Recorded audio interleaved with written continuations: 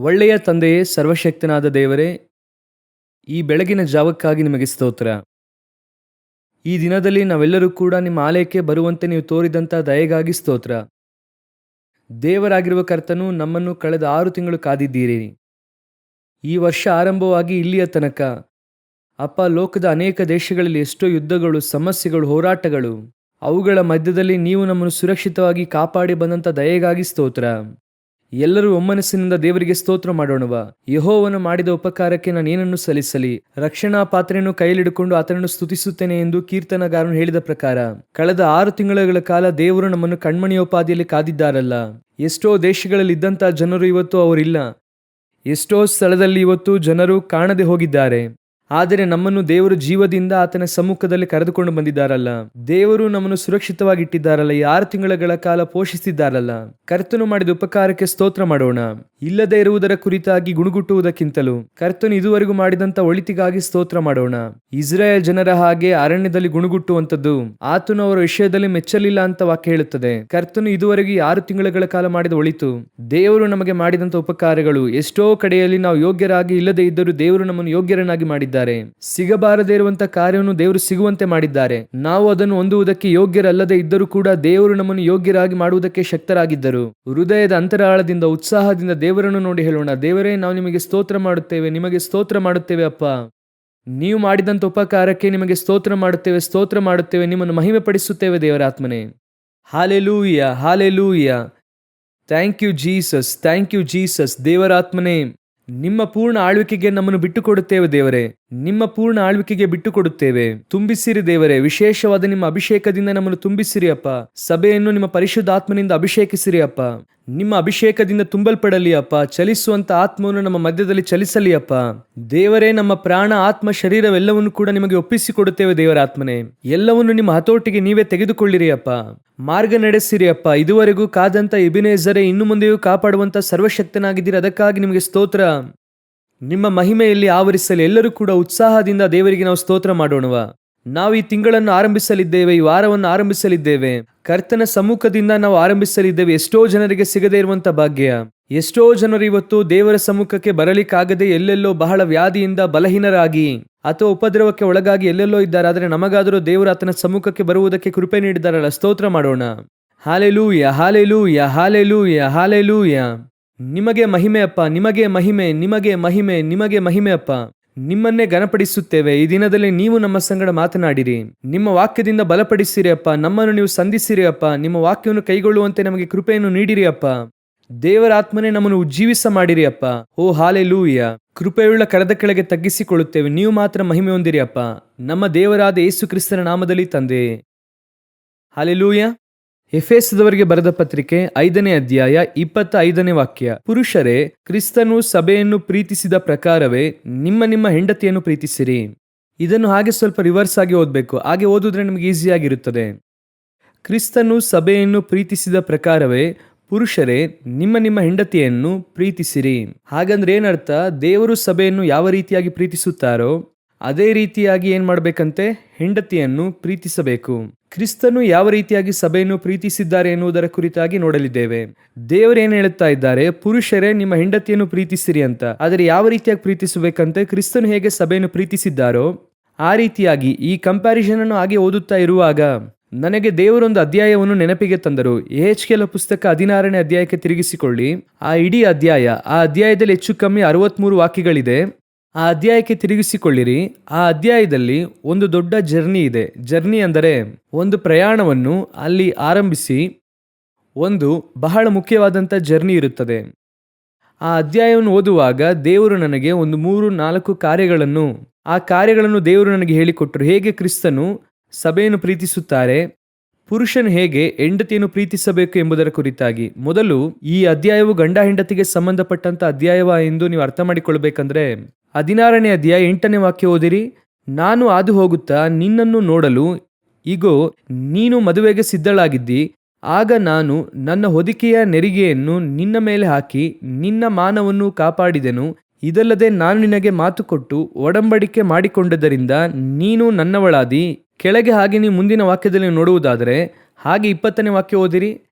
ಇದಲ್ಲದೆ ನೀನು ನನಗೆ ಹೆತ್ತ ಗಂಡು ಹೆಣ್ಣು ಮಕ್ಕಳನ್ನು ಹಿಡಿದು ಹಾಗಾದರೆ ಈ ಅಧ್ಯಾಯದಲ್ಲಿ ಏನಿದೆ ಅಂದರೆ ಒಂದು ರಿಲೇಶನ್ಶಿಪ್, ಗಂಡ ಹೆಂಡತಿಗೂ ನಡುವೆ ಇರುವಂತಹ ರಿಲೇಶನ್ಶಿಪ್ ಈ ಅಧ್ಯಾಯದಲ್ಲಿ ಇದೆ. ಅವರು ನಿರ್ದಿಷ್ಟವಾಗಿ ಯಾರ ಕುರಿತಾಗಿ ಮಾತನಾಡುತ್ತಾ ಇದ್ದಾರೆ ಅಂದರೆ, ನೀವು ಇನ್ನೂ ಕೂಡ ಅದರಲ್ಲಿ ಸ್ವಲ್ಪ ಡೀಪ್ ಆಗಿ ಓದಿದ್ರೆ ಅರ್ಥವಾಗುತ್ತೆ. ದೇವರು ಯಾರ ಕುರಿತಾಗಿ ಮಾತನಾಡುತ್ತಾರೆ ಅಂದ್ರೆ ಯೆರೂಸಲೇಮ್ ಕುರಿತಾಗಿ. 2ನೇ ವಾಕ್ಯ ಓದಿರಿ. ನರಪುತ್ರನೇ, ನೀನು ಯೆರೂಸಲೇಮಿಗೆ ಅದರ ಅಸಹ್ಯ ಕಾರ್ಯಗಳನ್ನು ತಿಳಿಯಪಡಿಸಿ ಹೀಗೆ ನುಡಿ. ಇಲ್ಲಿ ಯೆರೂಸಲೇಮನ್ನು ದೇವರು ತನ್ನ ಹೆಂಡತಿಯಾಗಿ ಹೇಳುತ್ತಾ ಇದ್ದಾರೆ. ನೀನು ಈಗ ನನ್ನವಳಾದಿ ಗಂಡು ಹೆಣ್ಣು ಮಕ್ಕಳನ್ನು ಪಡೆದೆ ಅಂತ ವಾಕ್ಯ ಹೇಳುತ್ತದೆ.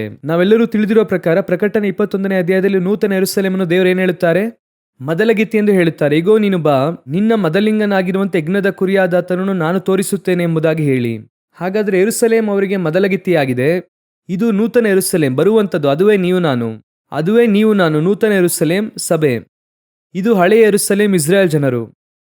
ಅವರ ಕುರಿತಾಗಿ ಹೇಳುವಾಗ, ನೀನು ಈ ರೀತಿಯಾಗಿ ನನ್ನವಳಾದಿ, ನಾನು ನಿನ್ನನ್ನು ಸ್ವೀಕರಿಸಿದೆ, ನಿನ್ನನ್ನು ಮದುವೆ ಆದೆ, ಒಡಂಬಡಿಕೆ ಮಾಡಿಕೊಂಡೆ. ಅದನ್ನೇ ದೇವರಲ್ಲಿ ಹೇಳುತ್ತಾರೆ, ಒಡಂಬಡಿಕೆ ಮಾಡಿಕೊಂಡೆ, ಈ ರೀತಿ ನೀನು ನನ್ನವಳಾದಿ, ನೀನು ಗಂಡು ಹೆಣ್ಣು ಮಕ್ಕಳನ್ನು ಎತ್ತೆ, ನಿನಗೂ ನನಗೂ ಮಕ್ಕಳು ಹುಟ್ಟಿದ್ವು. ಎಲ್ಲ ದೇವರು ಹೇಳ್ತಾರೆ. ಇದು ಹಸ್ಬೆಂಡ್ ಅಂಡ್ ವೈಫ್ ರಿಲೇಶನ್ಶಿಪ್ ಅಲ್ಲಿ ದೇವ್ರು ಏನ್ ಮಾಡ್ತಾರೆ? ಹಳೆಯ ಯೆರೂಸಲೇಮ್ ಅಂದ್ರೆ ಈಗ ಇರುವಂತ ಯೆರೂಸಲೇಮ್, ಧರ್ಮಶಾಸ್ತ್ರದ ಕುರಿತಾಗಿ ದೇವರು ಮಾತಾಡ್ತಿದ್ದಾರೆ. ಆದರೆ ಅಲ್ಲಿ ಮಾತನಾಡುವಾಗ ಈ ಅಧ್ಯಾಯದಲ್ಲಿ ಒಟ್ಟಾಗಿ ಒಂದು ಜರ್ನಿ ಇದೆ. ಹೇಗೆ ಅಂದ್ರೆ, ಮದುವೆ ಆದ ನಂತರದಿಂದ ಮಾತಾಡಲಿಲ್ಲ ಅವರು, ಆದರೆ ತನ್ನ ಮೊದಲಗಿತ್ತಿ ಕುರಿತು ಮಾತಾಡುತ್ತಾರೆ. ಮದುವೆ ಆದ ನಂತರದಿಂದ ಮಾತಾಡಲಿಲ್ಲ, ಅದಕ್ಕಿಂತ ಮುಂಚೆಯಿಂದ ಮಾತಾಡುತ್ತಿದ್ದಾರೆ. 2ನೇ ವಾಕ್ಯದಿಂದ 6ನೇ ವಾಕ್ಯದ ತನಕ ನೀವು ಓದಿ ನೋಡುವುದಾದರೆ, ಅವರು ಅಲ್ಲಿ ಆ ಹುಟ್ಟು ಅದರಿಂದ ಮಾತನಾಡುತ್ತಾರೆ. ಅದೇ ಅಧ್ಯಾಯದಲ್ಲಿ 6ನೇ ವಾಕ್ಯವನ್ನು ಓದಿರಿ. ನಾನು ಹಾದು ಹೋಗುತ್ತಾ ನಿನ್ನ ರಕ್ತದಲ್ಲೇ ಹೊರಳಾಡುತ್ತಿದ್ದ ನಿನ್ನನ್ನು ನೋಡಿ, ನೀನು ರಕ್ತದಿಂದ ಓಲೆಯಾಗಿದ್ದರೂ ಬದುಕು ಎಂದು ಹೇಳಿದನು. ಹೌದು, ನೀನು ರಕ್ತದಿಂದ ಓಲೆಯಾಗಿದ್ದರೂ ಬದುಕು ಎಂದು ಹೇಳಿ ಬದುಕಿಸಿದನು. ಈ ವಾಕ್ಯದಲ್ಲಿ ನೀವು ಓದಿ ನೋಡುವುದಾದರೆ, ಹುಟ್ಟಿದ ಅಂದಿನಿಂದಲೇ ದೇವರು ಏನ್ ಮಾಡಿದ್ದಾರಂತೆ? ಆ ಸಭೆಯನ್ನೇನ್ ಮಾಡಿದ್ದಾರೆ? ಪ್ರೀತಿಸಿದ್ದಾರೆ. ಹುಟ್ಟಿದ ಅಂದಿನಿಂದಲೇ ಕರ್ತನ ಏನ್ ಮಾಡ್ತಾರೆ? ಸಭೆ ಪ್ರೀತಿಸುತ್ತಾರೆ. 4ನೇ ವಾಕ್ಯದಲ್ಲಿ ಹೇಳುತ್ತಾರೆ, ನಿನ್ನ ಜನನವನ್ನು ಕುರಿತು ಏನು ಹೇಳಲಿ? ನೀನು ಹುಟ್ಟಿದ ದಿವಸದಲ್ಲಿ ಯಾರು ನಿನ್ನ ಹೊಕ್ಕಳು ಕೊಯ್ದು ಕಟ್ಟಲಿಲ್ಲ, ನಿನ್ನನ್ನು ನೀರಿನಿಂದ ತೊಳೆದು ಶುಚಿ ಮಾಡಲಿಲ್ಲ, ನಿನಗೆ ಉಪ್ಪನ್ನು ಸ್ವಲ್ಪವೂ ಸವರಲಿಲ್ಲ, ನಿನ್ನನ್ನು ಬಟ್ಟೆಯಲ್ಲಿ ಎಷ್ಟು ಮಾತ್ರವೂ ಸುತ್ತಲಿಲ್ಲ, ನಿನ್ನನ್ನು ಕಟಾಕ್ಷಿಸಿ ಕರುಣಿಸಿ ಯಾರು ನಿನಗಿಂತ ಸಹಾಯ ಮಾಡಲಿಲ್ಲ, ನಿನ್ನ ಜನನ ದಿವಸದಲ್ಲಿ ನೀನು ಹೇಸಿಗೆ ಆಗಿದ್ದಿ, ನಿನ್ನನ್ನು ಬಯಲಿನಲ್ಲಿ ಬಿಸಾಟು ಬಿಟ್ಟನು. ಹಾಗಾದ್ರೆ ದೇವರು ನಮ್ಮನ್ನು ಪ್ರೀತಿಸಿರುವುದರ ಮೊದಲನೇ ಭಾಗ ಎಲ್ಲಿದೆ ಅಂದರೆ, ಸಾಮಾನ್ಯವಾಗಿ ನಾವು ದೇವರನ್ನು ಅಂಗೀಕರಿಸಿದ ನಂತರವಾಗಿಯೇ ಪ್ರೀತಿಸುತ್ತೇವೆ. ಅವರ ಮೇಲೆ ನಮಗೆ ಪ್ರೀತಿ ಬರುತ್ತದೆ, ಎಲ್ಲ ಬರುತ್ತದೆ. ಆದರೆ ಬೈಬಲ್ ಹೇಳುತ್ತದೆ, ನೀನು ನನ್ನನ್ನು ಸ್ವೀಕರಿಸುವಾಗಲ್ಲ, ನೀನು ಯಾವಾಗ ಹುಟ್ಟಿದೋ ಅವತ್ತಿನಿಂದ ನಾನು ನಿನ್ನನ್ನು ಪ್ರೀತಿಸ್ತಿದ್ದೇನೆ. ನೀನು ಯಾವಾಗ ಹುಟ್ಟಿ ಭೂಮಿಗೆ ನೀನು ಬಂದಿಯೋ ಅವತ್ತಿನಿಂದ ನಾನು ನಿನ್ನನ್ನು ಪ್ರೀತಿಸುತ್ತಾ ಇದ್ದೇನೆ. ಇದು ಕೇಳುವುದಕ್ಕೆ ಸಾಧಾರಣವಾಗಿದೆ. ಕೆಲವು ವಿಷಯಗಳೆಲ್ಲ ನಮಗೆ ಕೇಳುವುದಕ್ಕೆ ಬಹಳ ಸಾಧಾರಣವಾಗಿರುತ್ತದೆ. ಇಸ್ರಾಯೇಲ್ ಜನರು ತಮ್ಮ ಬಾಯಿಯಲ್ಲಿ ಚಿಯೋನ್ ಎನ್ನುವಂಥ ಮಾತನ್ನು ಬಹಳಷ್ಟು ಯೂಸ್ ಮಾಡೋದಿಲ್ಲ, ಮೆಸ್ಸಿಯಾ ಎನ್ನುವಂಥದ್ದನ್ನು ಯೂಸ್ ಮಾಡೋದಿಲ್ಲ. ಕಾರಣ ಏನೆಂದು ಕೇಳುವುದಾದರೆ, ಅವರಿಗೆ ಅದೊಂದು ಪರಿಶುದ್ಧವುಳ್ಳಂತಹ ಮಾತು. ಪರಲೋಕ ಎನ್ನುವಂಥದ್ದು ಅಷ್ಟು ಪರಿಶುದ್ಧವುಳ್ಳ ಮಾತು ಅವರಿಗೆ. ಈ ರಬ್ಬಿಯರು ಎಂಬುದಾಗಿರುತ್ತಾರೆ, ಅವರೆಲ್ಲ ಬಹಳ ರೇರ್ ಆಗಿ ಯೂಸ್ ಮಾಡುತ್ತಾರೆ ಝಯನ್ ಎನ್ನುವಂಥ ಪದವನ್ನು. ಯಾಕಂದ್ರೆ ಅವರಿಗೆ ಅದು ಅಷ್ಟೊಂದು ಇಂಪಾರ್ಟೆಂಟ್ ಆದ ಮಾತು. ಆ ರೀತಿಯಾಗಿ ನಮಗೂ ಕೂಡ ಕೆಲವು ಕಾರ್ಯಗಳು ಬಹಳ ಪ್ರಾಮುಖ್ಯ. ಆದರೆ ಆಗಾಗ್ಗೆ ಅದನ್ನು ಮಾತಾಡಿ ಮಾತಾಡಿ ನಮಗೆ ಸಾಧಾರಣವಾಗಿದೆ. ವಾಕ್ಯ ಹೇಳುತ್ತದೆ, ನೀನು ಹುಟ್ಟಿದಂಥ ದಿನವು ನೀನು ಹೇಸಿಗೆಯಾಗಿ ಇದ್ದಿ, ನಿನ್ನನ್ನು ಕಟಾಕ್ಷಿಸುವುದಕ್ಕೆ ಯಾರೂ ಇಲ್ಲ, ಒಬ್ಬರು ಕೂಡ ನಿನ್ನ ಕಡೆಗೆ ತಿರುಗಿ ನೋಡ್ತಿಲ್ಲ.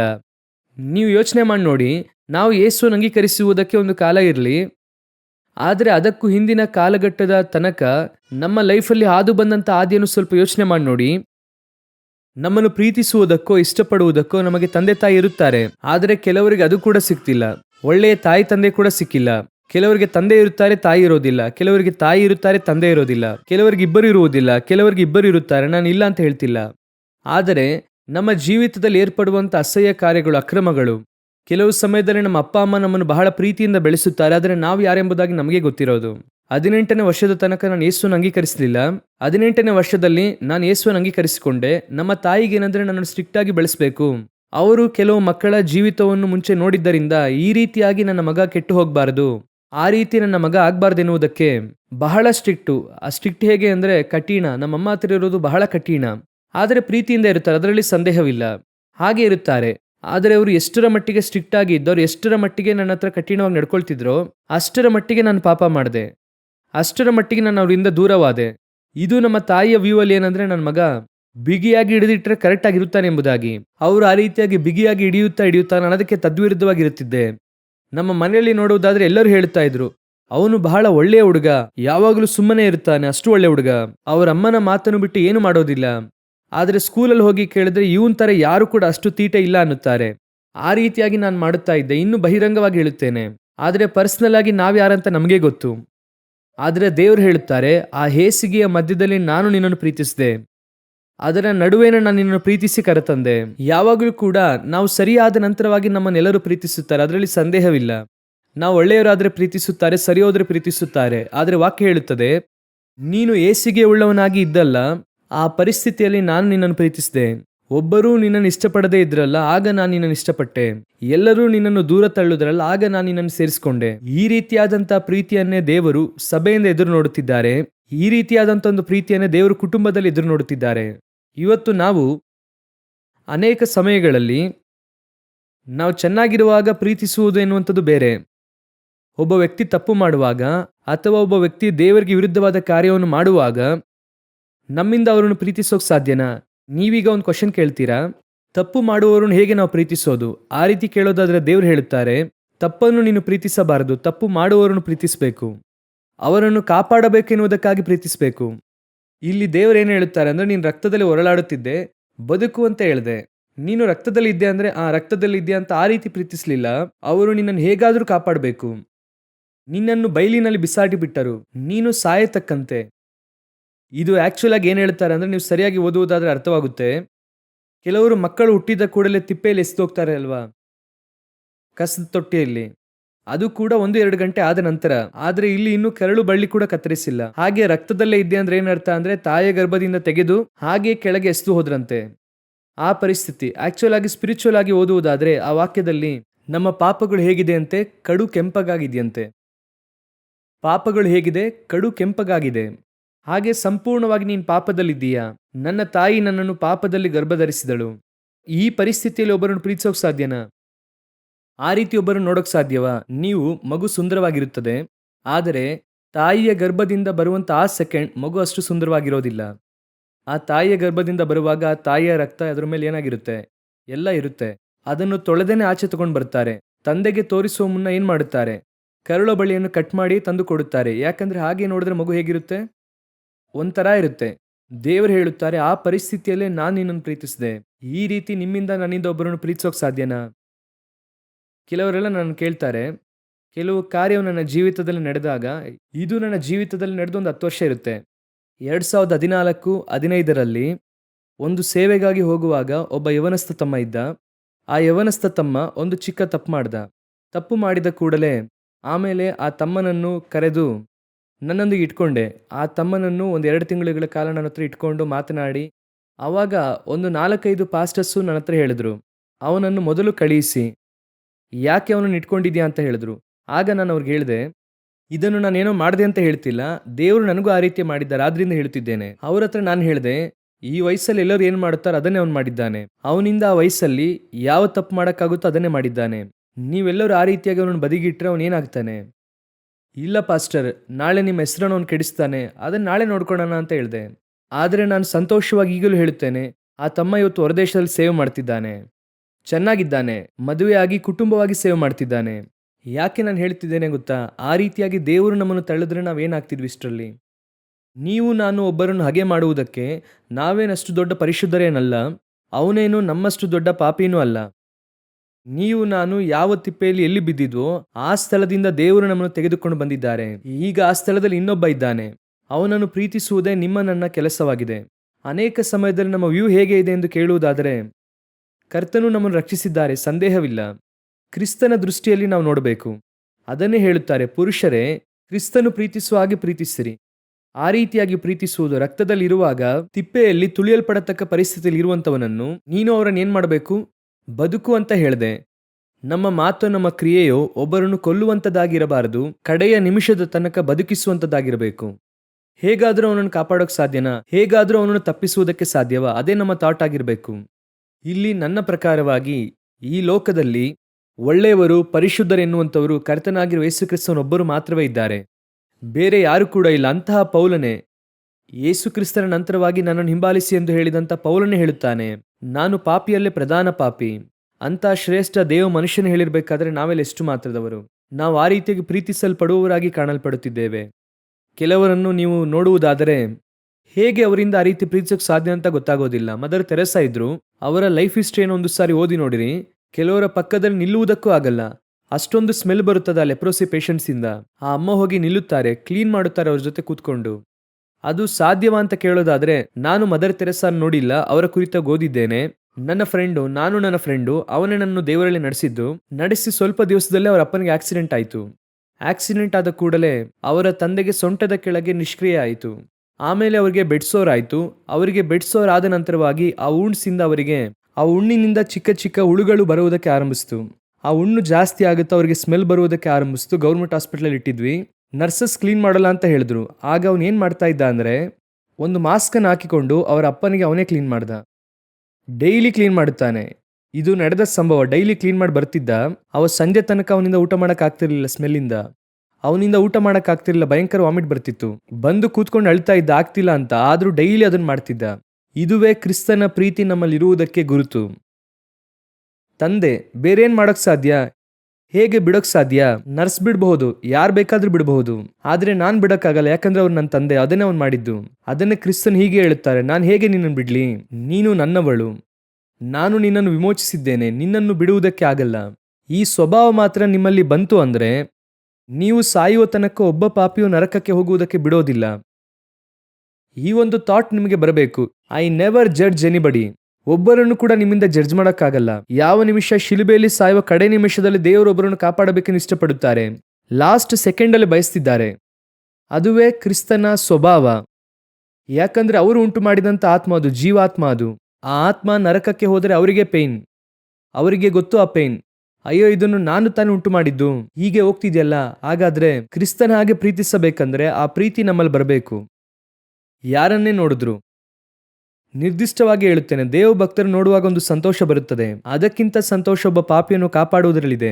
ವಾಕ್ಯ ಹೇಳುತ್ತದೆ, ಒಬ್ಬ ಪಾಪಿ ಮನ ತಿರುಗುವುದಾದರೆ ಪರಲೋಕದಲ್ಲಿ ಬಹಳ ಸಂತೋಷ ಪಡುತ್ತಾರೆ ಎಂದು.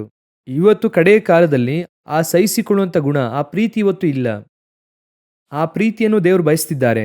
ನಿಮ್ಮಿಂದ ಎಷ್ಟು ಸಾಧ್ಯವೋ ಅಷ್ಟು ದೂರ ಕಡೆಯ ನಿಮಿಷದ ತನಕ ಟ್ರೈ ಮಾಡಿ. ಯಾರನ್ನು ಬಿಡಬೇಡಿ. ಆಗೋದಿಲ್ಲ, ಸಾಧ್ಯವಿಲ್ಲ, ಉದ್ಧಾರ ಆಗಲ್ಲ ಅಂತ ಯಾರನ್ನು ಹೇಳಬೇಡಿ.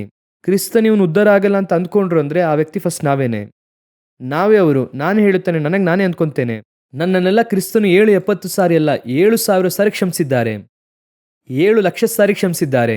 ನಾನು ಒಂದು ದಿನಕ್ಕೆ ಎಷ್ಟು ಸಾರಿ ಕ್ಷಮಾಪಣೆ ಕೇಳಿದ್ದೇನೆ ಅಂತ ದೇವರಿಗೆ ಗೊತ್ತು, ಒಂದೇ ದಿನದಲ್ಲಿ. ಆದರೆ ಒಂದು ಸಾರಿಯೂ ಕೂಡ ಕ್ರಿಸ್ತನು ತನ್ನ ಮುಖ ತಿರುಗಿಸಿಕೊಂಡಿದ್ದೇ ಇಲ್ಲ. ನಾನು ಅವರ ಸಮ್ಮುಖಕ್ಕೆ ಹೋಗಿ ಒಂದು ದಿನವೂ ಹೋಗಿ ಏಮಾರಿದವನಾಗಿ ತಿರುಗಿ ಬಂದಿದ್ದಿಲ್ಲ. ದೇವರು ನನ್ನನ್ನು ಕ್ಷಮಿಸಲಿಲ್ಲ, ಅಯ್ಯೋ, ಆ ರೀತಿಯಾಗಿ ಬಂದಿದ್ದಿಲ್ಲ. ಆದರೆ ಸ್ವಲ್ಪ ದಿನ ನಾನು ಕಾಯ್ದಿರಬೇಕಾಗಿರುತ್ತಿತ್ತು. ಆದರೆ ಹಿಂತಿರುಗಿ ಬರುವಾಗ ಅವರು ನೀನು ನನ್ನವನೆಂಬುದಾಗಿ ಆ ಮಾತನ್ನು ಹೇಳಿಯೇ ಕಳಿಸುತ್ತಾರೆ. ನಾನು ನಿನ್ನನ್ನು ಹೇಗೆ ಕೈ ಬಿಡಲಿ? ತಂದೆ ನೋಡಿರಿ, ಮಗ ಹಂದಿ ತೌಡು ತಿನ್ನುವಷ್ಟರ ಮಟ್ಟಿಗೆ ಹೋದ. ಅದು ಕೇಳುವುದಕ್ಕೆ ನಿಮಗೆ ಸಾಧಾರಣವಾಗಿರುತ್ತದೆ. ಇಸ್ರಾಯೇಲಿಯರಿಗೆ ಹಂದಿ ಅನ್ನುವಂಥದ್ದು ಒಂದು ಅಸಹ್ಯವಾದಂಥ ಮೃಗ. ಧರ್ಮಶಾಸ್ತ್ರದ ಪ್ರಕಾರವಾಗಿ ಹತ್ತಿರ ಅವ್ರು ಹೋಗಬಾರದು. ಇವನೋಗಿ ಅದರೊಂದಿಗೆ ತಿನ್ನುವುದಕ್ಕೆ ಹೋದ. ಆ ಮಗನನ್ನು ತಬ್ಬಿಕೊಳ್ಳುವುದಕ್ಕೆ ಸಾಧ್ಯವಾ? ಆ ಮಗನನ್ನು ಸ್ವೀಕರಿಸುವುದಕ್ಕೆ ಸಾಧ್ಯನಾ ಅಂತ ಕೇಳೋದಾದ್ರೆ ಓಡಿ ಬಂದು ತಬ್ಬಿಕೊಳ್ಳುತ್ತಾರೆ. ಇದೇ ಮೊದಲನೆಯದಾಗಿ ಕ್ರಿಸ್ತನ್ ಏನ್ ಮಾಡಿದ್ರಂತೆ? ಪ್ರೀತಿಸಿದ್ರು. ಆ ಪ್ರೀತಿ ನೀನು ಎಲ್ಲಿದ್ದಾಗ ಪ್ರೀತಿಸಿದ್ರು ಗೊತ್ತಾ? ನೀನು ಹುಟ್ಟುವಾಗ ಹೇಸಿಗೆ ಆಗಿದ್ದಿ. ಇವತ್ತು ಕೆಲವರ ಹತ್ರ ಎಲ್ಲ ಮಾತನಾಡುವಾಗ ನಾನು ಬಹಳ ಅವರ ಕುರಿತು ಯೋಚನೆ ಮಾಡ್ತೇನೆ, ಇವರು ಯಾರಾಗಿರುತ್ತಾರೆ ಎಂಬುದಾಗಿ. ಕೂತ್ಕೊಂಡು, ಹೇಗಣ್ಣ ಈ ತಮ್ಮ ಈಗ ಮಾಡ್ತಾನೆ ಏನಣ್ಣ, ಈ ತಂಗಿ ಈ ರೀತಿ ಮಾಡ್ತಿದ್ದಾಳೆ ಏನಣ್ಣ, ಆ ರೀತಿ ನನಗೆ ಹೇಳುತ್ತಾರೆ. ನಾನಾಗಿ ಯೋಚನೆ ಮಾಡುತ್ತೇನೆ, ಇವರು ಯಾರಾಗಿರುತ್ತಾರೆ? ಒಂದು ವೇಳೆ ನೇರ ದೇವದೂತರಾಗಿರುತ್ತಾರೋ, ಪರಲೋಕದಿಂದ ಇಳಿದು ಬಂದಿರುತ್ತಾರೋ? ಆ ರೀತಿ ಯೋಚನೆ ಮಾಡುತ್ತೇನೆ.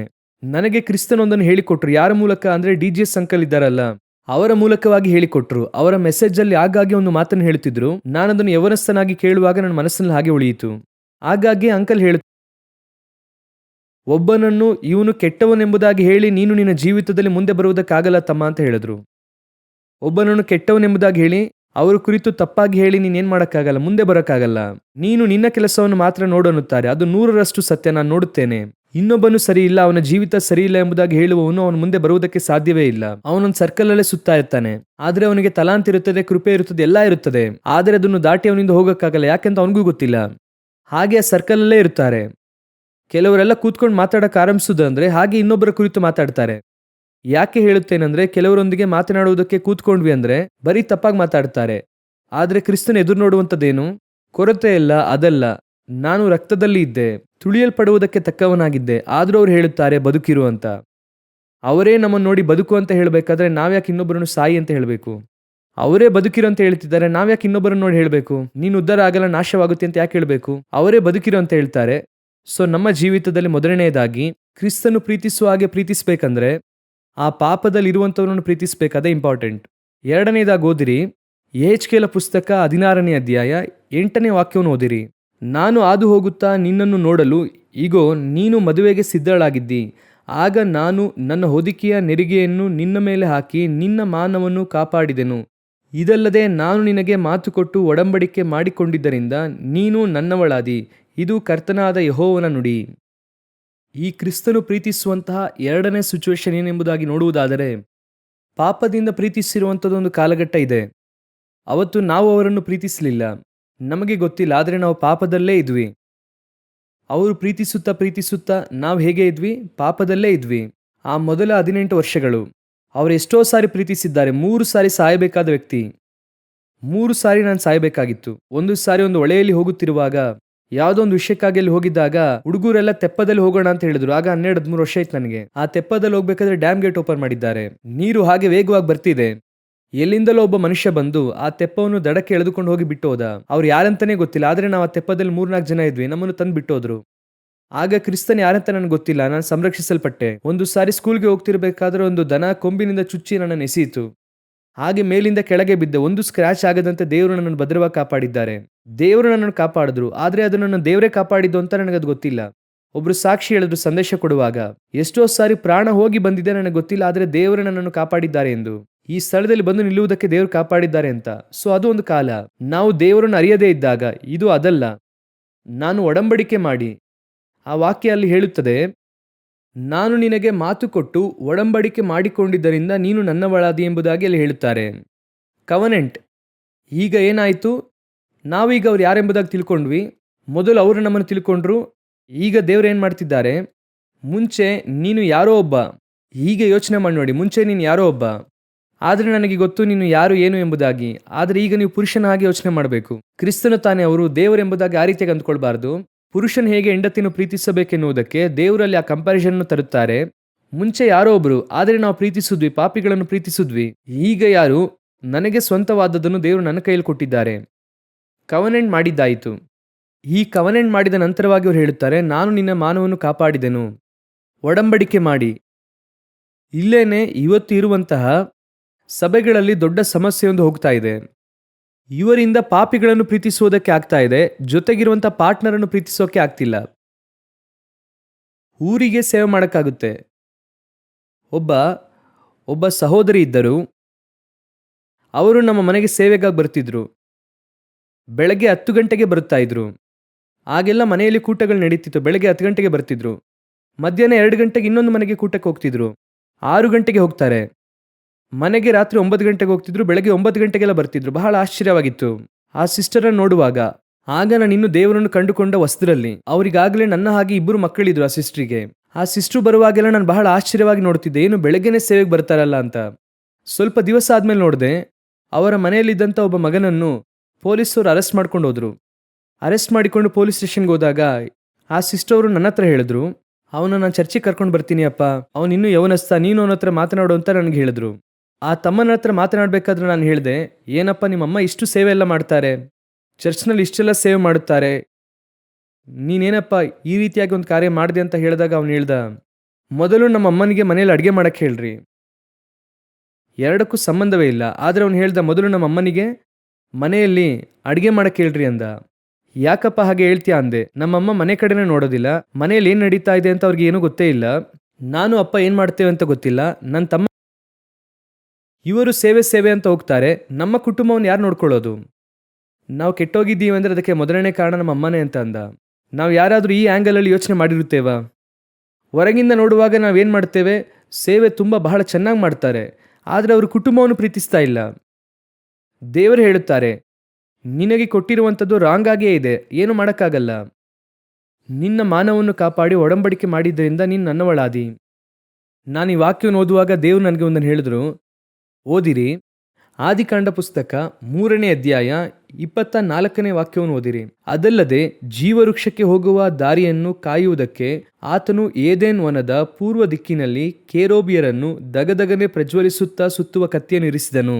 ಇದರಲ್ಲಿ ದೊಡ್ಡ ಆಶ್ಚರ್ಯ ಏನಂದರೆ, ಅವನು ದೇವ್ರ ಹತ್ರ ಹೇಳಬೇಕಾದ್ರೆ ಎಲ್ಲ ಕೂಡ, ನೀವು ಕೊಟ್ಟಂಥ ಸ್ತ್ರೀ ಆದವಳು, ಆಕೆ ನನಗೆ ತಿನ್ನುವುದಕ್ಕೆ ಕೊಟ್ಲು, ಇವನು ಆ ರೀತಿ ತಾನೇ ಹೇಳುತ್ತಾನೆ.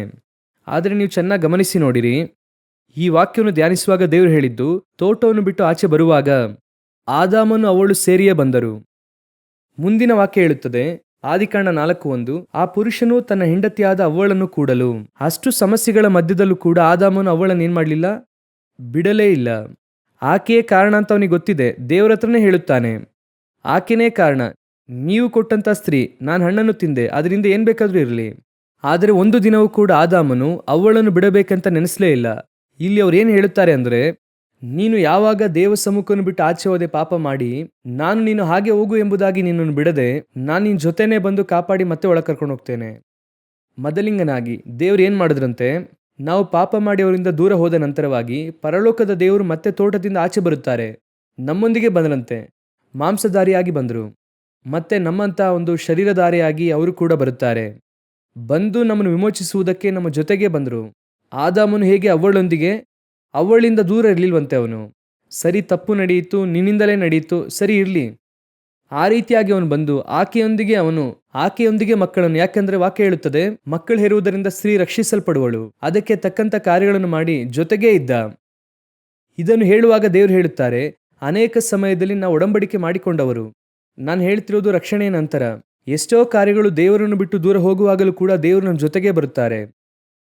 ತೋಟದಿಂದ ಆಚೆ ಆದಾಮನೊಂದಿಗೆ ಬಂದ ಹಾಗೆ ಏನ್ ಮಾಡ್ತಾರಂತೆ, ನಮ್ಮ ಜೊತೆಗೇ ಬರುತ್ತಾರೆ. ಅವಳು ಬೇಡ ಅಂತ ಅವನು ಅಂದ್ಕೊಂಡಿದ್ದೇ ಇಲ್ಲ.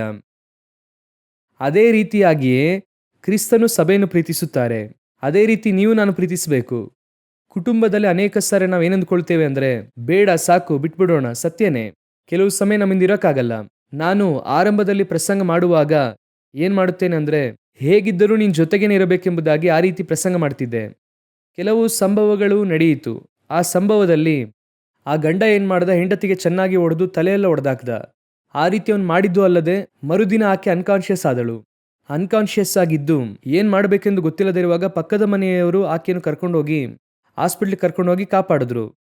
ಆ ರೀತಿಯಾಗ ಸಂಭವ ನಡೆದ ನಂತರವಾಗಿ ನಾನು ಹೋಗಿ ಒಬ್ಬ ಪಾಸ್ಟರ್ ಹತ್ರ ಆಲೋಚನೆ ಕೇಳಿದೆ, ಇಂತಹ ಪರಿಸ್ಥಿತಿಯಲ್ಲಿ ನಾವು ಹೇಗೆ ಆಲೋಚನೆ ಕೊಡಬೇಕು ಪಾಸ್ಟರ್, ಯಾಕೆಂದ್ರೆ ವಾಕ್ಯ ಈ ರೀತಿ ಇದೆ. ಆಗ ಅವರು ಹೇಳಿದ್ರು, ಇಂತಹ ಪರಿಸ್ಥಿತಿಗಳಲ್ಲಿ ನಿನ್ನ ಮಗಳಾಗಿದ್ರೆ ನೀನೇನ್ ಮಾಡ್ತಿದ್ದೆ? ಒಬ್ಬ ಒಡೆದು ತಲೆ ಒಡೆದಾಕಿದ್ದಾನೆ, ಆ ಪರಿಸ್ಥಿತಿಯಲ್ಲಿ ನಿನ್ನ ಮಗಳಿದ್ದಿದ್ರೆ ನೀನೇನ್ ಮಾಡ್ತಿದ್ದೆ ಯೋಚನೆ ಮಾಡಿ ಹೇಳು. ಆಗಲೇ ಅರ್ಥವಾಯಿತು, ಕ್ರಿಸ್ತನು ಹೇಗೆ ಸಭೆಯನ್ನು ಪ್ರೀತಿಸಿದ್ರೋ, ಹೆಂಡತಿಯನ್ನು ಪ್ರೀತಿಸುತ್ತಾರ, ಮಗಳನ್ನು ಪ್ರೀತಿಸುತ್ತಾರ, ಅದೇ ರೀತಿ ನಾವು ಪ್ರೀತಿಸಬೇಕು. ಇಂತಹ ಪರಿಸ್ಥಿತಿಗಳನ್ನು ನಾವು ಏನ್ ಮಾಡುತ್ತೇವೆ, ನಿನಗೆ ಮಾರ್ಗ ಇಲ್ಲ, ಆತನೊಂದಿಗೆ ಸಾಯಿ ಅಂತ ನಾವು ಯಾರು ಹೇಳೋದಿಲ್ಲ, ಹೇಳಲು ಬಾರದು. ಹಾಗಾದ್ರೆ ನಾವೇನ್ ಮಾಡಬೇಕು, ಬೇರೆ ಮಾರ್ಗವಿಲ್ಲ. ಆದರೆ ನೀನು ಆತನಿಂದ ಬೇರ್ಪಡೋ ಎಂಬುದಾಗಿ ಅದನ್ನು ಹೇಳಕ್ಕಾಗಲ್ಲ. You have to wait till God's time. ಕರ್ತನೊಂದು ಸಮಯ ಇಟ್ಟಿರುತ್ತಾರೆ, ಅಲ್ಲಿಯ ತನಕ ನಾವು ಕಾದಿರಬೇಕು. ಹಾಗಂತ ನಾವು ನಮ್ಮ ಮೇಲೆ ಅವರು ಇಟ್ಟಿರುವಂಥ ಪ್ರೀತಿ ಮಾರ್ಪಡುವುದಿಲ್ಲ. ನಾವು ಅನೇಕ ಸಾರಿ ದೇವರನ್ನು ಬಿಟ್ಟು ದೂರ ಹೋದಾಗಲೂ ಅವರು ಹೇಳುತ್ತಾರೆ, ನಾನು ನಿನ್ನನ್ನು ಯಾವತ್ತೂ ತೊರೆಯುವುದಿಲ್ಲ, ನಾನು ನಿನ್ನೊಂದಿಗೆ ಒಡಂಬಡಿಕೆ ಮಾಡಿಕೊಂಡಿದ್ದೇನೆ ಅಪ್ಪ, ನಾನು ನಿನ್ನನ್ನು ಸೇರಿಸಿಕೊಂಡಿದ್ದೇನೆ, ಬೇರೆ ಮಾರ್ಗವೇ ಇಲ್ಲ. ನಾನು ಯಾವಾಗಲೂ ಹೇಳುವುದೇನೆ ನಿಮಗೂ ಹೇಳುತ್ತೇನೆ, ಮದುವೆಯಾಗುವ ಮುನ್ನ 10,000 ಸಾರಿ ಯೋಚನೆ ಮಾಡಿ. 10,000 ಅಲ್ಲ, 1,00,000 ಸಾರಿ ನೀವು ಯೋಚನೆ ಮಾಡಿ. 40 ದಿವಸ ಬೇಕಾದ್ರೂ ಉಪವಾಸ ಇರಿ, ತಿನ್ನದೇ ಕುಡಿಯದೇ ಬೇಕಾದ್ರೆ ನೀವು ಸೀನಾಯಿ ಪರ್ವತಕ್ಕೆ ಬೇಕಾದ್ರೂ ಹೋಗಿ ಬನ್ನಿ, ತಪ್ಪೇ ಇಲ್ಲ. ಆದರೆ ಮದುವೆ ಆದ ನಂತರ ಒಂದು ಸಾರಿ ಯೋಚನೆ ಮಾಡಬಾರ್ದು. ಕತೆ ಮುಗಿಯಿತು. ಅದಾದ ನಂತರವಾಗಿ ಏನ್ ದೇವರು ಈ ರೀತಿ ಇದೆ ಅಂದರೆ ಅವರು ಮುಖ ತಿರುಗಿಸಿರುತ್ತಾರೆ, ಕತೆ ಮುಗಿಯಿತು. ಆದ್ದರಿಂದ ಆ ನಂತರವಾಗಿ ಒಂದು ಸಾರಿ ಯೋಚನೆ ಮಾಡಬಾರ್ದು. ಆ ನಂತರ ನೀವು ಯೋಚನೆ ಮಾಡಬೇಕಾಗಿರೋದು ಒಂದೇ ಒಂದು, ಹೇಗೆ ಓಡಿ ಮುಗಿಸೋಣ ಅಂತ. ಪ್ರಯಾಣ ಆರಂಭಿಸಿದ್ದೇವೆ, ಈ ಗಾಡಿ ಆಗಾಗ್ಗೆ ಸಮಸ್ಯೆ ಮಾಡ್ತಾ ಇದೆ, ಸೌಂಡ್ ಬರ್ತಾ ಇದೆ ಅಂದ್ರೂ ಕೂಡ ಟಿಂಕ್ರಿಂಗ್ ಕೆಲಸನೂ ಏನೋ ಒಂದು ಕೆಲಸ ಮಾಡಿ ಹೋಗಿ ಹೇಗೋ ಸೇರಬೇಕು.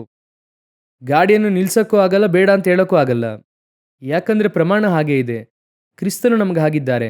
ಕೆಲವರೆಲ್ಲ ಏನು ಹೇಳ್ತಾರೆ ಅಂದರೆ, ಈ ಪ್ರಮಾಣದ ಪ್ರಕಾರ ಇದು ನನಗೆ ಬೇಡ ಅಂತ ಹೇಳ್ತಾರೆ. ಅದು ಕ್ರಿಸ್ತನೇ ಮಾಡುವಂಥ ಒಂದು ಕಾಲ ಬರುತ್ತದೆ, ಅದನ್ನು ಬಿಡಬೇಕು. ಆದರೆ ನಮಗೆ ನೇಮಿಸಲ್ಪಟ್ಟಿರುವುದರೊಂದಿಗೆ ನಾವು ಓಡಿ ತೀರಲೇಬೇಕು. ಹೇಗೆ ಓಡೋದು? ಓಡು, ಏನು ಮಾಡೋಕ್ಕಾಗುತ್ತೆ? ಓಡಲೇಬೇಕು ಕಡೆಯ ತನಕ. ಅಬ್ಯೂಸ್ ಮಾಡುತ್ತಾರೆ, ಹೊಡೆಯುತ್ತಾರೆ, ಆಗ ನಾವು ಪ್ರತ್ಯೇಕವಾಗಿರಬೇಕು, ಅದು ಬೇರೆ ವಿಷಯ. ಅವರೇ ಹೇಳುತ್ತಾರೆ, 1 ಕೊರಿಂಥ 7 ಪೌಲ್ ಹೇಳುತ್ತಾರೆ, ಇಂತಹ ಸಮಸ್ಯೆಗಳು ಬರುತ್ತದ, ಅವರು ಪ್ರತ್ಯೇಕ ಹೋಗುತ್ತಾರೆ, ಅದು ಅವರ ಇಷ್ಟ.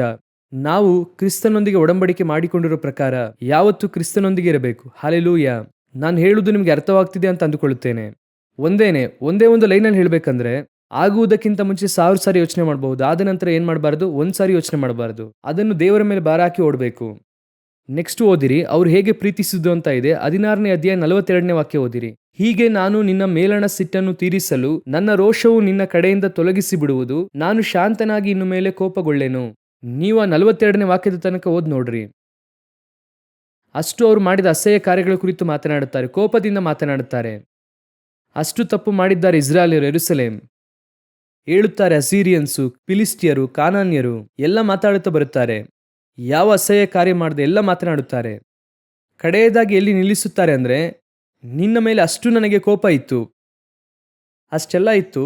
ಕಡೆಯದಾಗಿ ಹೇಳುತ್ತಾರೆ, ಆ 42ನೇ ವಾಕ್ಯದಲ್ಲಿ ಹೇಳುತ್ತಾರೆ, ಹೀಗೆ ನಾನು ನಿನ್ನ ಮೇಲಣ ಸಿಟ್ಟನ್ನು ತೀರಿಸಲು ನನ್ನ ರೋಷವು ನಿನ್ನ ಕಡೆಯಿಂದ ತೊಲಗಿಸಿ ಬಿಡುವುದು, ನಾನು ಶಾಂತನಾಗಿ ಇನ್ನು ಮೇಲೆ ಕೋಪಗೊಳ್ಳೆನು. ಇದುವೇ ನೆಕ್ಸ್ಟು ನಮ್ಮಲ್ಲಿರಬೇಕಾದಂಥ ಸ್ವಭಾವ. ಬರುತ್ತದೆ, ಮಾಡುವಂಥ ತಪ್ಪುಗಳನ್ನೆಲ್ಲ ನೋಡುವಾಗ ನಮಗೆ ಕೋಪ ಬರುತ್ತದೆ. ಅವರನ್ನು ಹೊಡೆದು ಬಡೆದು ಎಸೆದು ಏನಾದರೂ ಮಾಡಬೇಕಂತ ಅನಿಸುತ್ತೆ. ಏನು ಮಾಡೋಕ್ಕಾಗಲ್ಲ. ದೇವರು ಆ ರೀತಿಯಾಗಿ ಹೇಳುತ್ತಾರೆ. ಅವರು ಒಂದು ವೇಳೆ ಕೋಪದಿಂದ ಬಂದು ನಮ್ಮನ್ನು ಕ್ಲೋಸ್ ಮಾಡಿದರೆ ನಾವೇನಾಗ್ತಿದ್ವಿ? ಕಾಣದೆ ಹೋಗ್ತಿದ್ವಿ. ಹೊಡಿತೀನಿ, ಬಡಿತೀನಿ, ಎಸಿತೀನಿ ಅನ್ನುತ್ತಾರೆ. ಸಾಯಂಕಾಲದಷ್ಟರಲ್ಲಿ ನಾವು ಸರಿ ಆಗಬೇಕು. ಆ ಕೋಪವು ನೀಗಿ ಸಮಾಧಾನವಾಗಿ ಕ್ಷಮಿಸುವಂಥ ಹಂತಕ್ಕೆ ಬರಬೇಕು. ಆ ರೀತಿ ಇದ್ದರೆ ಮಾತ್ರವೇ ಕ್ರಿಸ್ತನ ಪ್ರೀತಿ. ಕೆಲವರಲ್ಲಿ ನೋಡುವುದಾದರೆ ಆ ಕ್ಷಮಿಸುವಂಥ ಸ್ವಭಾವ ಇರುವುದಿಲ್ಲ. 15 ವರ್ಷವಾದ ನಂತರ ಕೇಳುತ್ತಾರೆ, ಅವತ್ತು ನೀವು ನನಗೆ ಬೈದ್ರಲ್ಲ, ಅದು ನೆನಪಿದೆಯಾ? ಇಲ್ಲಿ ವಾಕ್ಯ ಹೇಳುತ್ತದೆ ಅವರು ಮರೆತರು ಎಂದು ಇದೆ. ಕೆಲವರೆಲ್ಲ ಮರೆಯುವುದೇ ಇಲ್ಲ. 2004ರಲ್ಲಿ ಜುಲೈ ತಿಂಗಳು 1ನೇ ತಾರೀಕು ಬೆಳಗ್ಗೆ 9 ಗಂಟೆಗೆ ನೀನೇನು ಹೇಳಿದೆ ನನಗೆ? ನಾವೇನು ಹೇಳಿದ್ವಿ? ನಮಗೆ ನೆನಪೇ ಇರೋದಿಲ್ಲ. ಆದರೆ ಸಹೋದರಿಗೆ ಅದೆಲ್ಲ ಭಯಂಕರ ನೆನಪಲ್ಲಿರುತ್ತೆ. ಅದು ಹೆಂಗಾದರೂ ನೆನಪಲ್ಲಿ ಇಟ್ಕೊಂಡಿರುತ್ತಾರೋ ಕಂಡುಹಿಡಿಯೋಕ್ಕೆ ಆಗಲ್ಲ. ಅವತ್ತು ನೀವು ಗ್ರೀನ್ ಕಲರ್ ಶರ್ಟ್ ಹಾಕೊಂಡಿದ್ರಿ ತಾನೆ, ಆ ಶರ್ಟ್ ಇವತ್ತು ನಮ್ಮ ಹತ್ರ ಇರೋದೇ ಇಲ್ಲ, ಕಾಣದೆ ಹೋಗಿರುತ್ತದೆ. ದೇವರು ಹೇಳುತ್ತಾರೆ, ಕ್ಷಮಿಸಿ ಮರೆತು ಬಿಡಬೇಕು. ಕೆಲವರು ಕ್ಷಮಿಸು ಅಂದರೆ ಕ್ಷಮಿಸುತ್ತಾರೆ, ಆದರೆ ಮರೆಯುವುದಿಲ್ಲ. ಆದರೆ ದೇವರು ಹೇಳುತ್ತಾರೆ, ನಾನು ನಿನ್ನನ್ನು ಕ್ಷಮಿಸಿ ಮರೆತು ಶಾಂತನಾಗಿ ಇನ್ನು ಮುಂದೆ ಇರುವೆನು. ಇದು ನೆಕ್ಸ್ಟ್ ಕ್ರಿಸ್ತನು ಪ್ರೀತಿಸುವಂಥ ಪ್ರೀತಿ. ಕಡೆಯದಾಗಿ ನಾನು ಹೇಳಿ ಮುಗಿಸುತ್ತೇನೆ. ಕಡೆಯದಾಗಿ ಅವರಲ್ಲಿದ್ದಂಥದ್ದು ಓದಿರಿ, 62 ಹಾಗೂ 63ನೇ ವಾಕ್ಯ ಓದಿರಿ. ನಾನು ಈ ಒಡಂಬಡಿಕೆಯನ್ನು ನಿನ್ನೊಂದಿಗೆ ಮಾಡಿಕೊಳ್ಳಲು. ಹಾಗಂದ್ರೆ ಏನರ್ಥ ಅಂದರೆ, ಈಗಾಗಲೇ ಮಾಡಿದಂಥ ಒಡಂಬಡಿಕೆ ಏನಾಯಿತು? 8ನೇ ವಾಕ್ಯ ಓದಿರಿ. ನಾನು ಹಾದು ಹೋಗುತ್ತಾ ನಿನ್ನನ್ನು ನೋಡಲು, ಈಗೋ ನೀನು ಮದುವೆಗೆ ಸಿದ್ಧಳಾಗಿದ್ದಿ. ಆಗ ನಾನು ನನ್ನ ಹೊದಿಕೆಯ ನೆರಿಗೆಯನ್ನು ನಿನ್ನ ಮೇಲೆ ಹಾಕಿ ನಿನ್ನ ಮಾನವನ್ನು ಕಾಪಾಡಿದೆನು. ಇದಲ್ಲದೆ ನಾನು ನಿನಗೆ ಮಾತು ಕೊಟ್ಟ ಒಡಂಬಡಿಕೆ ಮಾಡಿಕೊಂಡಿದ್ದರಿಂದ ನೀನು ನನ್ನವಳಾದಿ. ಇದು ಕರ್ತನಾದ ಯೆಹೋವನ ನುಡಿ. ಈಗಾಗಲೇ ಏನು ಮಾಡಿದ್ದಾರೆ? ಒಡಂಬಡಿಕೆ ಮಾಡಿಕೊಂಡಿದ್ದಾರೆ. ಆದರೆ ಇಲ್ಲಿ ಏನು ಹೇಳುತ್ತಾರೆ ಓದ್ರಿ, ನಾನು ಈ ಒಡಂಬಡಿಕೆ ನಿನ್ನೊಂದಿಗೆ ಮಾಡಿಕೊಳ್ಳಲು ನಿನಗೆ ಗೊತ್ತಾಗುವುದು. ಹಾಗಂದ್ರೆ ಏನರ್ಥ? ಇನ್ನೊಂದು ಮಾಡ್ತಿದ್ದಾರೆ. ಈಗಾಗಲೇ ಮಾಡಿದಂಥ ಒಡಂಬಡಿಕೆ ಏನಾಯಿತು? ಅದು ಹೋಯಿತು. ಧರ್ಮಶಾಸ್ತ್ರಕ್ಕೂ ಕೃಪೆಯ ಪ್ರಮಾಣಕ್ಕೂ ಇರುವಂಥ ವ್ಯತ್ಯಾಸ ಇಲ್ಲಿ ಮಾತಾಡ್ತಿದ್ದಾರೆ. ಹೊಸ ಯೆರೂಸಲೇಮ್ಗೂ ಹಳೆಯ ಯೆರೂಸಲೇಮ್ಗೆ ಇರುವಂಥ ಡಿಫ್ರೆನ್ಸ್ ಮಾತಾಡ್ತಿದ್ದಾರೆ. ಆ ಮೊದಲಗಿತ್ತಿಗೂ ಬರುವಂಥ ಮೊದಲಗಿತ್ತಿರುವಂಥ ಡಿಫ್ರೆನ್ಸ್ ಮಾತಾಡ್ತಿದ್ದಾರೆ, ಎರಡು ಸೇರಿಸಿ. ಆ್ಯಕ್ಚುಲ್ ಆಗಿ ಅದರ ಆತ್ಮಿಕ ಸತ್ಯ ಅದೇ. ಅದರಲ್ಲಿ ಆತ್ಮಿಕ ಸತ್ಯ ಏನಂದರೆ, ಯೆರೂಸಲೇಮೇ, ಈಗಾಗಲೇ ನಾನು ನಿನ್ನೊಂದಿಗೆ ಒಡಂಬಡಿಕೆ ಮಾಡಿಕೊಂಡಿದ್ದೇನೆ.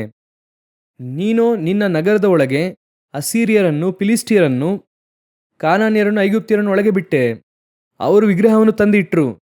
ದೇಶ ಹಾಳಾಗಿ ಹೋಯಿತು. ನಾನು ನಿನ್ನಿಂದ ದೂರ ಹೋದೆ. ನಿನಗೆ ನಾನು ಎಲ್ಲವನ್ನು ಮಾಡಿದೆ. ನಾನು ನಿನ್ನ ಮೇಲೆ ರೋಷಗೊಂಡೆ. ಆದರೆ ಮತ್ತೆ ನನಗೆ ನಿನ್ನ ಮೇಲೆ ಏನಾಯಿತು? ಪ್ರೀತಿ ಬಂತು, ರೋಷ ಹೋಯಿತು. ಆದರೆ ಆ ಒಡಂಬಡಿಕೆ ಹೋಯಿತು. ಈಗ ಹೊಸ ಒಡಂಬಡಿಕೆ ಮಾಡ್ತಿದ್ದಾರೆ.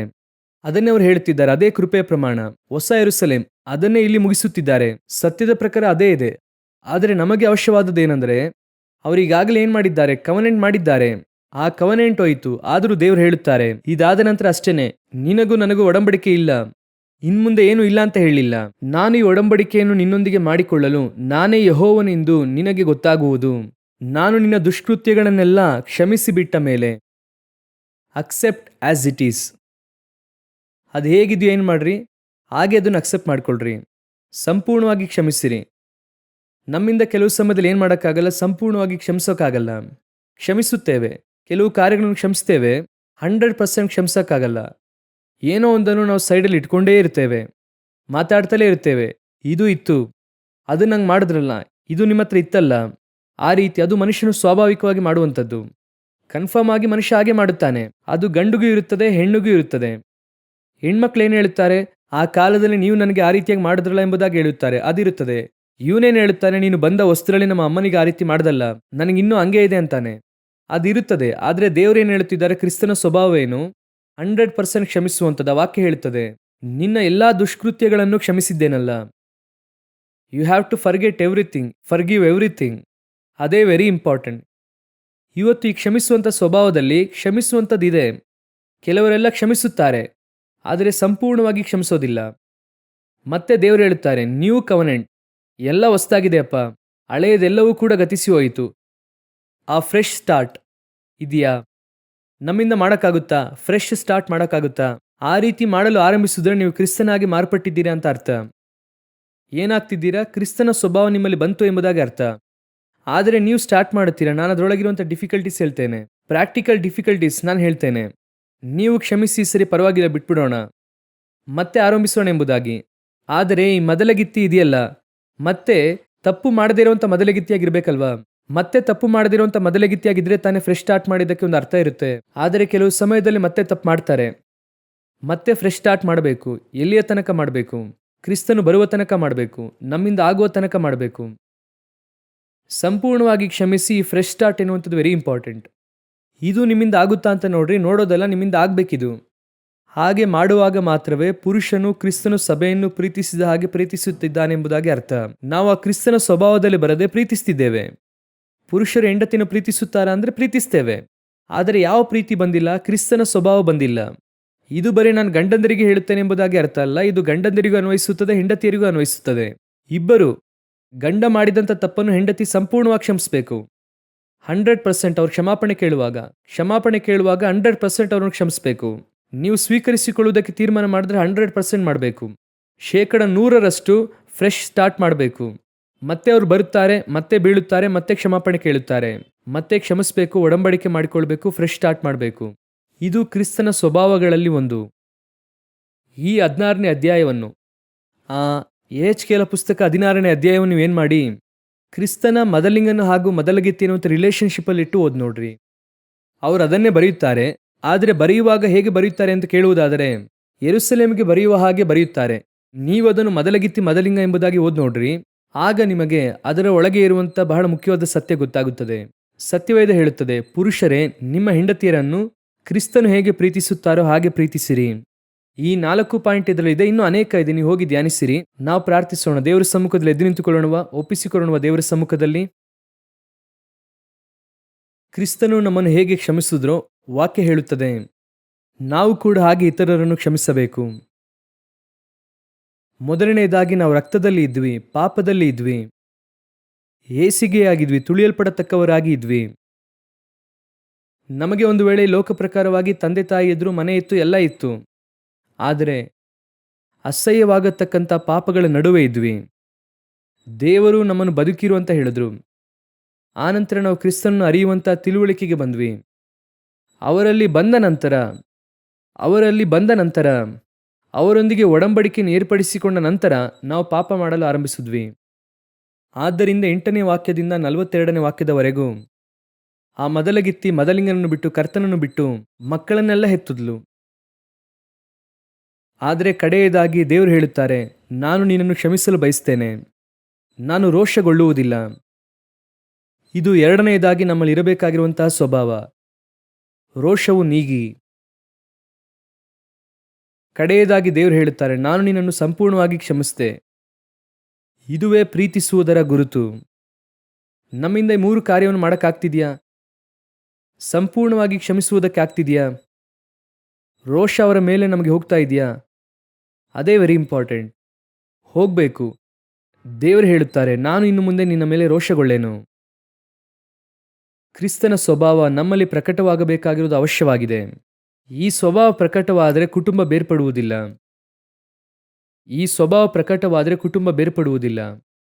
ಇವತ್ತು ಅನೇಕ ಕುಟುಂಬಗಳು ಡಿವೋರ್ಸ್, ಅನೇಕ ಕುಟುಂಬಗಳಲ್ಲಿ ಸಮಸ್ಯೆಗಳು, ಹೋರಾಟಗಳು. ಕಾರಣ ಇಬ್ಬರಿಗೂ ಅನ್ವಯಿಸುತ್ತದೆ, ಯಾರೋ ಒಬ್ಬರಿಗೆ ಮಾತ್ರವಲ್ಲ. ರಕ್ಷಣೆ ಹೊಂದಿದಂಥ ಗಂಡ ಹೆಂಡತಿ ಇಬ್ಬರಿಗೂ ಕೂಡ ಇದು ಅನ್ವಯಿಸುವಂಥದ್ದಾಗಿದೆ. ಒಬ್ಬರಿಗೊಬ್ಬರು ಕ್ಷಮಿಸುವಂಥವರಾಗಿ, ರೋಷ ಕಡಿಮೆ ಮಾಡಿಕೊಳ್ಳುವವರಾಗಿ, ಸಂಪೂರ್ಣವಾಗಿ ಕ್ಷಮಿಸುವವರಾಗಿ, ಹಳೆಯ ಕಾರ್ಯಗಳೆಲ್ಲ ಗತಿಸಿ ಹೋಗಿ ಹೊಸ ಒಡಂಬಡಿಕೆಯನ್ನು ಏರ್ಪಡಿಸುವವರಾಗಿ ಕರ್ತನು ಮಾಡುತ್ತಾರೆ. ಒಪ್ಪಿಸಿಕೊಳ್ಳುವ ದೇವರ ಸಮ್ಮುಖದಲ್ಲಿ, ದೇವರೇ ನಿಮ್ಮ ಸ್ವಭಾವ, ನಿಮ್ಮ ಪ್ರೀತಿ ನಮ್ಮಲ್ಲಿ ಬರಲಿ ದೇವರೇ. ಒಪ್ಪಿಸಿಕೊಳ್ಳುವ ಆ ಸ್ವಭಾವ ನಮ್ಮಲ್ಲಿ ಬರಲಿ ದೇವರೇ. ಒಳ್ಳೆಯ ತಂದೆಯೇ, ಸರ್ವಶಕ್ತನಾದಂತಹ ನಮ್ಮ ದೇವರೇ, ಈ ದಿನದಲ್ಲಿ ನಾವು ಒಂದು ಅರಿಕೆ, ನಮ್ಮ ಒಂದು ಪ್ರಾರ್ಥನೆ, ನಿಮ್ಮ ಪ್ರೀತಿ ನಮ್ಮೊಳಗೆ ಬರಲಿ, ನಿಮ್ಮ ಪ್ರೀತಿ ನಮ್ಮೊಳಗೆ ಬರಲಿ. ನೀವು ಹೇಗೆ ಎಲ್ಲರನ್ನು ಪ್ರೀತಿಸುತ್ತೀರೋ ಆ ರೀತಿ ಪ್ರೀತಿಸುವುದಕ್ಕೆ ಸಹಾಯ ಮಾಡಿ. ನೀವು ಹೇಗೆ ಪಾಪಿಗಳನ್ನು ಸ್ವೀಕರಿಸುತ್ತೀರೋ ಆ ರೀತಿ ನಾವು ಸ್ವೀಕರಿಸುವುದಕ್ಕೆ ಕೃಪೆ ನೀಡಿ. ಹೇಗೆ ನಿಮ್ಮಿಂದ ದುಷ್ಟರನ್ನು ಕೂಡ ಪ್ರೀತಿಸುವುದಕ್ಕೆ ಸಾಧ್ಯವಾಯಿತೋ ಆ ರೀತಿ ನಮಗೂ ಆಗುವಂತೆ ಸಹಾಯ ಮಾಡಿ. ಹೇಗೆ ಅವರನ್ನು ಸಂಪೂರ್ಣವಾಗಿ ಕ್ಷಮಿಸುವುದಕ್ಕೆ ಆಯಿತೋ ನಾವು ಸಂಪೂರ್ಣವಾಗಿ ಕ್ಷಮಿಸುವುದಕ್ಕೆ ಸಹಾಯ ಮಾಡಿ. ಕೃಪೆ ನೀಡಿರಿ ದೇವರೇ. ನಮ್ಮ ರೋಷವು ನೀಗಲಿ, ನಮ್ಮ ಹೃದಯದಲ್ಲಿ ಒಬ್ಬರ ಮೇಲೆ ಇರುವಂಥ ರೋಷವೆಲ್ಲವೂ ಕೂಡ ನೀಗಲಿ. ಕೃಪೆಯುಳ್ಳ ಕರದ ಕೆಳಗೆ ತಗ್ಗಿಸಿಕೊಳ್ಳುತ್ತೇವೆಪ್ಪ. ಆ ದೈವಿಕ ಸ್ವಭಾವ ನಮ್ಮಲ್ಲಿ ಪ್ರಕಟವಾಗಲಿ. ಮಹಿಮೆಯುಳ್ಳ ಕರದ ಕೆಳಗೆ ತಗ್ಗಿಸಿಕೊಳ್ಳುತ್ತೇವೆ ನಮ್ಮ ದೇವರಾದ ಯೇಸುವಿನ ನಾಮದಲ್ಲಿ ತಂದೆಯೇ, ಆಮೇನ್.